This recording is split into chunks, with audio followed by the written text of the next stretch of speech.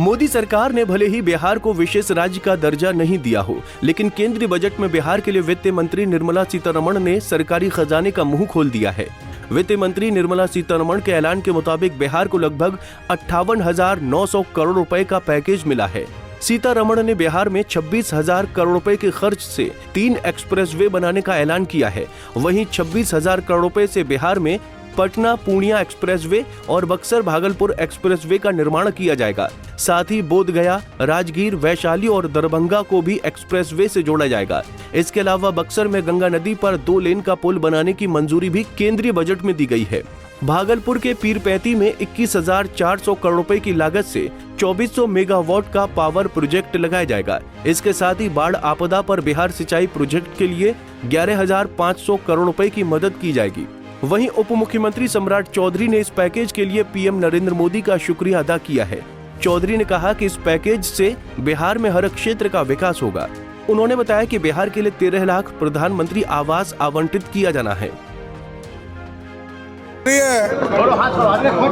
मंत्री जी आदरणीय निर्मला सीतारमण जी ने जो बजट पेश किया, मैं देश के यशस्वी प्रधानमंत्री आदरणीय नरेंद्र मोदी जी को धन्यवाद देता हूं बिहार के तरफ से कि बिहार को इतना बड़ा आर्थिक रूप से पैकेज देने का काम किया गया, जहां हाईवेज के लिए 26,000 करोड़ रुपया दिया गया, बिजली सेक्टर के लिए 21,000 करोड़ रुपया दिया गया, बाढ़ के नियंत्रण करने के लिए 11,500 करोड़ रुपया दिया गया और कई योजना है, चाहे वो प्रधानमंत्री आवास योजना है, लगभग 13 लाख प्रधानमंत्री आवास योजना की स्वीकृति मिलनी है और कई योजना, एयरपोर्ट्स बनाने हैं, मेडिकल कॉलेज बनाने हैं, धार्मिक स्थान को पूरी तरह स्थापित करना, कॉरिडोर बनाना है, चाहे वो बोधगया हो, नालंदा हो, राजगीर हो, कई यूनिवर्सिटीज़ की स्वीकृति मिली है, चाहे वो विक्रमशिला यूनिवर्सिटी हो, नालंदा यूनिवर्सिटी को और विकसित करने का काम इस आर्थिक पैकेज में किया जाएगा।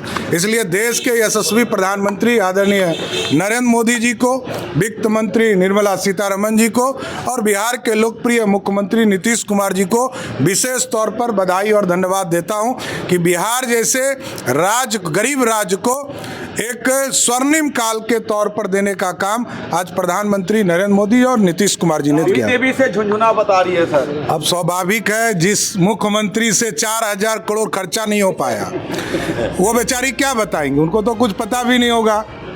वहीं मुख्यमंत्री नीतीश कुमार ने विशेष पैकेज पर खुशी का इजहार किया है। उन्होंने कहा कि बिहार को विशेष तौर पर मदद की जरूरत थी। केंद्रीय बजट से मिली मदद से बहुत सारी चीजों को अतिरिक्त मदद मिलेगा। नीतीश बाबू ने कहा कि बिहार के विकास के लिए मदद मिलना चाहिए था, जो अब केंद्र ने करना शुरू कर दिया है। और इन लोगों को भी हमने कहा, तो अब एक बात हो रहा था विशेष राज्य का दर्जा पहले से खत्म हो गया है। हम लोगों ने ही कह दिया कि विशेष राज्य का दर्जा दीजिए या विशेष अधिकार के लिए मदद दीजिए, यहाँ के लिए जो ज़रूरत है बिहार के लिए, क्योंकि बिहार को भी आगे बढ़ना है। तो बहुत कुछ किया है, आप जानते ही कैसे बुरा हाल था पहले। जब हम लोग 5 से शुरू किए हैं, नवंबर 5 में, अब तो जो इतना काम करते हुए अब जहाँ देखिए ना कितना जगह पर जाने का रास्ता बना है, सही है, कितना ज़्यादा स्कूल बना है, कितना एक नए चीज़ों का निर्माण हुआ है। अब पटना का ही देखिए ना, शाम के बाद कोई बाहर निकलने के लिए जाता था, कहीं भी सब कुछ किया गया। तो हम लोगों ने शुरू से कह दिया था ये या बिहार को विशेष तौर पर मदद करिए इसके लिए। अब उसी में उन लोगों ने कई चीज़ों का मदद करने का घोषणा कर दिया है। तो कि हम लोग कहना था कि भाई असल चीज़ है कि हम लोगों को जो हम लोग इतना काम कर रहे हैं, तो उसमें अगर केंद्र से बहुत सारे चीज़ों में और ज़्यादा अतिरिक्त मदद मिलेगा तो फायदा होगा। ये तो हो ही रहा है, इसके बिना मतलब करोगे। एक चीज़ हम पूछना चाह रहे हैं, विशेष राज्य का दर्जा का मांग अब खत्म होगा या आगे कंटिन्यू करेगा? नहीं, हम लोग विशेष राज्य का दर्जा जी कह रहे थे। और अगर विशेष राज्य का दर्जा बहुत लोगों का था कि पहले से बंद कर दिया गया है, तो उसके चलते एक सहायता के लिए बिहार के विकास के लिए मदद होना चाहिए। जी मदद होना चाहिए बिहार को। जी, तो वो तो करना शुरू कर दिया। अरे हाँ भाई, हम तो ये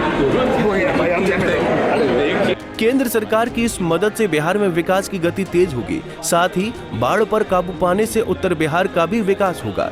पंजाब केसरी टीवी के लिए पटना से अभिषेक कुमार की रिपोर्ट। हमसे जुड़े रहने के लिए हमारे YouTube चैनल को सब्सक्राइब करें और नई वीडियो की नोटिफिकेशन के लिए बेल आइकॉन को दबाएं।